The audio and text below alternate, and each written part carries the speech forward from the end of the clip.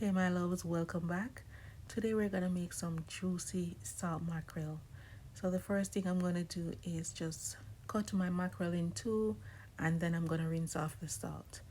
Not everyone in the house eats salt mackerel, so I won't be using all of this. And I already have my water boiling.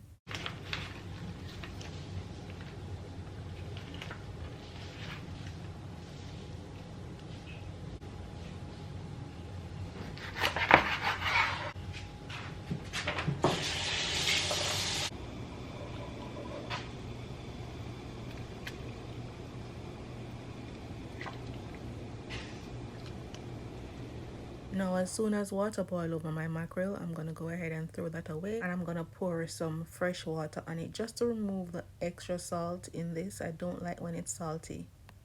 Now I'm gonna go ahead and get my peppers and tomatoes ready. If you're cooking up salt mackerel and you don't have a lot of tomato, just wait until you have enough tomato because that's what add the extra flavor to the pot.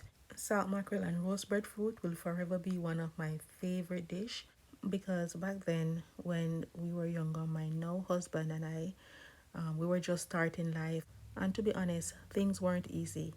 However, we had a lot of banana trees, breadfruit trees, we had ackee trees, and it was just easy for us to just run to the shop and buy a quarter pound of salt mackerel or a quarter pound of saltfish.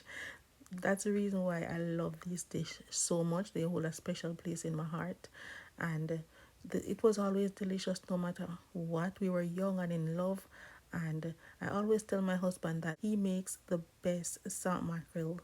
Even if you put the same ingredients in there, for him just tastes better. I don't know why. So there's a thin layer above the salt mackerel skin. As you can see, I remove that. I also remove as much bone as possible and I break it into pieces to my desire. If some people like big pieces, some like smaller pieces, it's up to you. Now I'm sauteing my first set of vegetables, all my onions, because I don't like crunchy onions. So I always saute those first with some of my tomatoes and peppers. And then after adding my mackerel, I will go ahead and add the remaining veggies. Now the only thing I need is some black pepper, or if you want to add some pimento seed, that's fine, but I'm just adding black pepper only today. Alright, and I use a spatula so I don't break up my mackerel.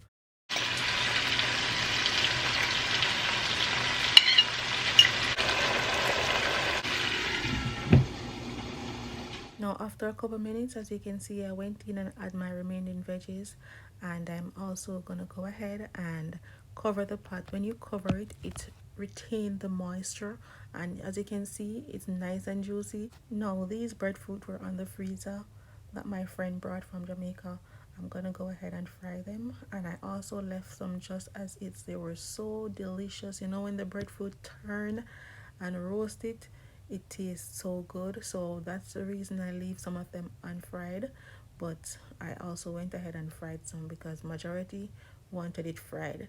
And here we have a lovely salt mackerel and fried breadfruit dish. It was so good, guys. Don't forget to give the video a thumbs up, and if you're not yet a part of my family, go ahead and click that subscribe button. It's free of charge. All right, and don't forget to give the video a thumbs up or share it with a friend or family. Thank you so much for watching. Enjoy the rest of your weekend.